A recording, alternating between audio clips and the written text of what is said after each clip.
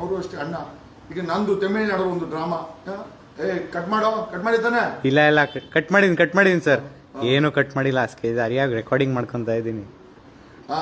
ಈಗ ಅಣ್ಣಾಮಲೈ ಪ್ರೊಟೆಸ್ಟ್ ಮಾಡ್ತಾರೆ, ಇಲ್ಲ ಸ್ವರ್ಣಾಮಲೈ, ಅದು ಅಣ್ಣಾಮಲೈ, ಇದು ಸ್ವರ್ಣಾಮಲೈ ಪ್ರೊಟೆಸ್ಟ್.